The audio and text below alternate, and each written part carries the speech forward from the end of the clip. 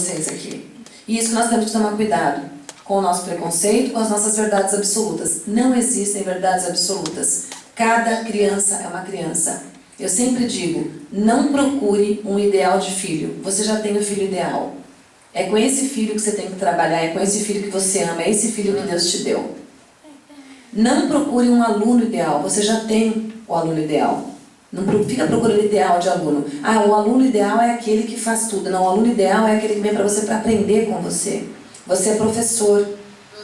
Você está ali para ensinar e não para pegar já o aluno que já sabe tudo. Não tem graça, é você não querer trabalho. Vá fazer outra coisa que você não nasceu para trabalhar com gente. Então é muito complicado. Todos nós aqui podemos acabar com os sonhos dessas pessoas, mas nós temos que nos colocar como construtores da vida de toda e qualquer pessoa que passar pelo nosso caminho. Todo mundo que passar pelo nosso caminho. Nós não podemos jamais olhar com preconceito para qualquer pessoa. E nós temos que ter entendimento, porque nós cobramos entendimento, mas nós não temos o entendimento. Bom, e o que é o autismo? Eu coloquei aqui, ó, que é um transtorno do neurodesenvolvimento que afeta de diferentes formas a capacidade da pessoa em se comunicar, estabelecer relacionamentos e a responder apropriadamente ao ambiente em que vive. Ou seja, diferentes formas. Não existe um autismo, são autismos. Cada autismo é diferente do outro. Geneticamente falando, ele afeta um gene aqui, outro gene ali. Tem uns que são 5 genes afetados, a pessoa não sei quantos, é poligênico.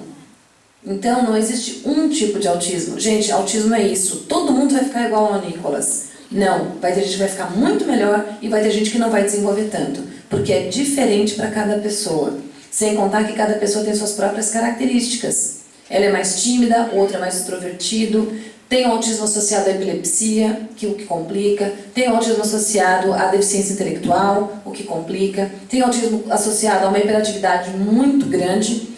O Nicolas, por exemplo, tem hiperatividade de déficit de atenção, mas não é tão grave. Tem criança que é grave demais o déficit de atenção ou a hiperatividade. Tem autismo associado à esquizofrenia, né? Na adolescência a criança começa a ouvir vozes, então fica com vozes dentro da cabeça dela, tem que tomar uma medicação. Tem autismo que é associado a tantas outras coisas, porque as comorbidades são as que mais complicam dentro do autismo. Então, tratando as comorbidades, o autismo ele acaba sendo até, sabe, o coadjuvante às vezes, porque às vezes a comorbidade é o que mais prejudica, às vezes é o autismo que é mais severo mesmo. Então a gente tem que prestar atenção que um não é igual ao outro. Bom, o TEA não aparece em exames, sendo difícil o diagnóstico desde o início. Porém, estudos recentes na área da genética têm mostrado uma possível causa e já se sabe que é poligênico e multifatorial. Está no CID-10, está no DSM-5, tudo direitinho. Tem um psicanalista que chegou para mim, para o Alex, e falou assim: eu sou psicanalista, né? E assim, para vocês assim que são pais, vocês não sabem, mas o autismo ele não está descrito na literatura médica. Eu falei: oi? Você já leu o CID-10? Ah, não, já. Eu falei: então você tem que dar uma olhadinha lá direitinho, né?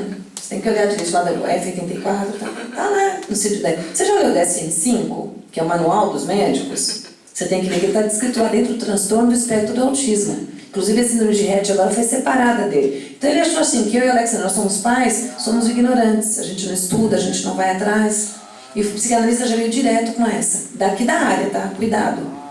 Porque autismo para eles, alguns, não são todos, alguns têm uma linha diferente, mas existe uma linha psicanalítica, não são todos os psicanalistas, que colocam o autismo como uma coisa assim, a mãe não deu afeto, o pai rejeitou. E isso a gente tem que tomar muito cuidado. Porque uma criança, gente, que a mãe é mais fria, e que existem mães frias, a gente sabe disso. Tem pessoas que são não são tão afetuosas. A criança, ela não vai virar autista porque a mãe não é muito afetuosa. Ela vai crescer com aquele déficit. Ela fala: poxa, minha mãe podia ter sido igual a mãe do meu amiguinho, igual a minha tia. Eu me dou melhor com a minha tia, que minha tia é mais carinhosa, minha mãe é mais... Ela vai crescer com esse déficit, mas ela não vai virar autista porque a mãe é menos afetuosa. A culpa não é da mãe, a culpa não é do pai. A criança nasce assim. E de que lado que vem? Dos dois lados da família. Não tem um lado da família só, dos dois lados da família. Você começa a pesquisar, você vê um tio mais esquisito, um tio que é estranho, uma tia que não sei o quê, outro que foi internado no Juqueri, outro que tomava remédio para depressão, um que já tentou se matar, uma pessoa que mente demais, uma avó que teve Alzheimer, outra que teve demência. Você começa a ver várias coisas na família dos dois lados da família. Então, não é culpa da mãe e nem culpa do pai. Qual a causa do autismo? Ainda não sabemos causas exatas, ele é multifatorial, lembra? Então, tem gente que fala que é a vacina. Eu, na minha casa, não é a vacina. O meu pai não foi vacinado e o meu pai tem autismo.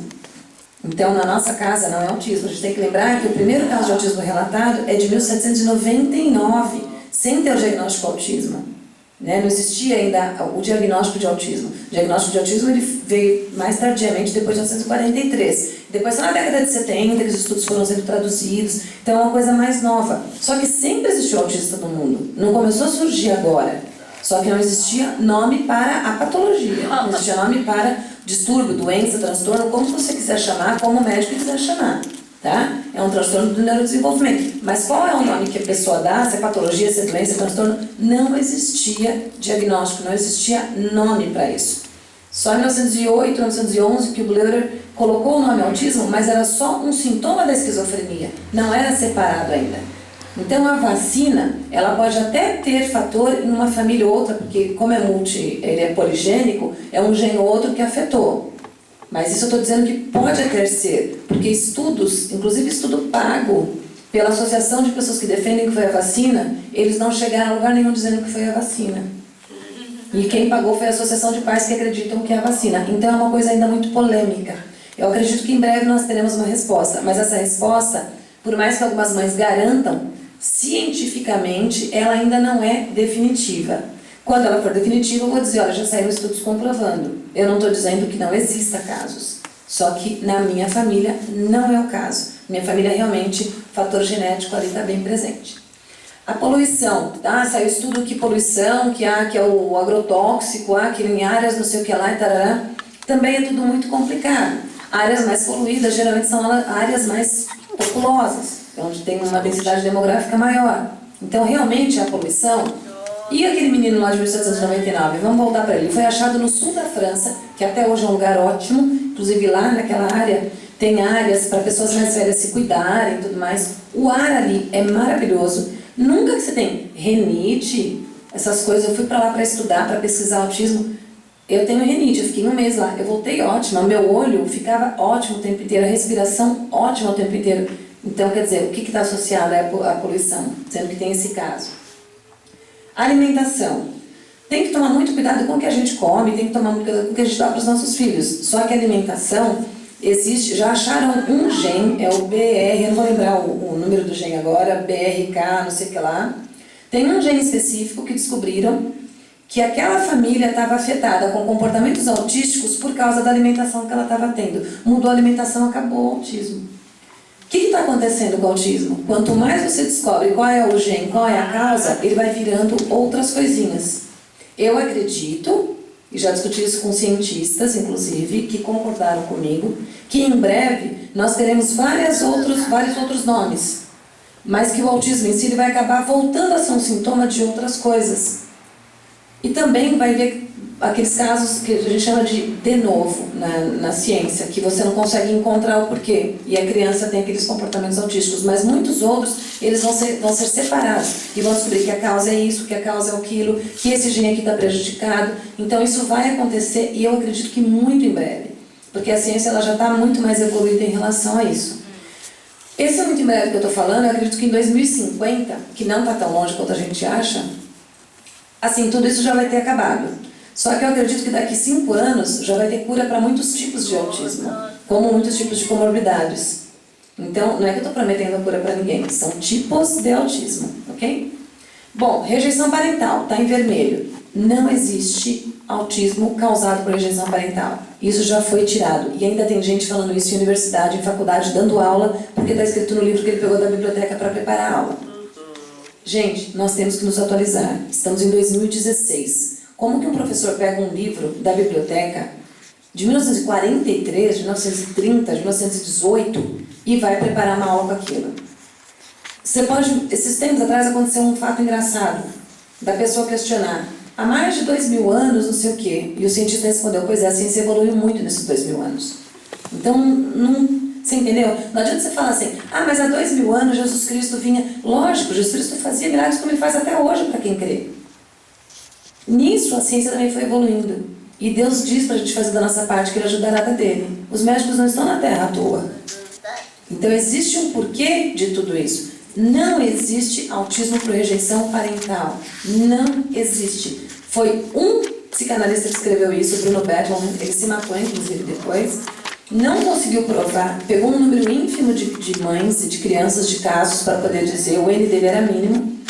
E ele não conseguiu depois provar isso daí, ainda traduziu errado outras coisas que o Lee O'Connor tinha falado em 1943. O Lee O'Connor, inclusive, teve que se explicar depois sobre isso. Não existe autismo por rejeição parental. Isso é mentira. E mais um monte de coisa. Mas nós já sabemos que, independente da causa, se você for trabalhando comportamental, vai melhorando a qualidade de vida dessa criança. Algumas, dependendo do tipo de autismo, chega a superar, não a curar, mas a superar os comportamentos autísticos. Por exemplo, o Nicolas tem cada vez mais superado. Ele falando aqui hoje, cada palestra que ele dá, ele surpreende a gente. Hoje ele já surpreendeu a gente de novo. A desenvoltura que ele vai ganhando, nós demos palestra, eu não sei se vocês conhecem aquele evento TED, tem o TEDx aqui no Brasil, tem no mundo inteiro, é muito importante. E nós demos uma palestra de 18 minutos, e nós tínhamos 18 minutos para falar, eu, o Nicolas e o Alexander. Todo mundo saiu de lá chorando, aplaudiram o Nicolas de pé, longamente. Foi o mais aplaudido, ele foi convidado para fazer o fechamento do evento.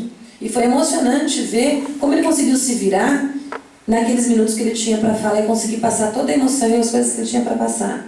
Então ele tem cada vez mais se superado. Mas isso é trabalho de 24 horas todos os dias. A gente não para de incentivar. Que nem ele falou, ela pega no meu pé. Não, Nicolas, vamos lá. Filho, a mamãe vai morrer, o que vai ser de você? Vamos lá, filho, vamos lá, vamos lá.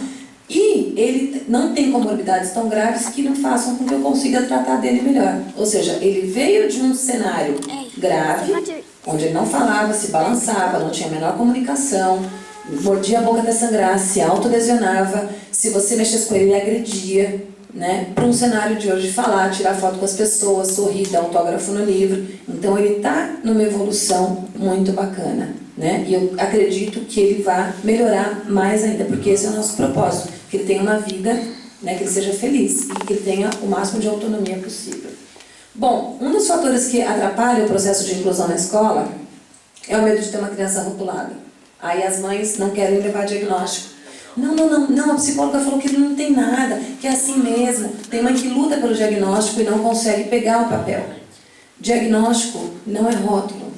Diagnóstico, para mim, que sou professora, vamos supor que eu não tenho um filho autista.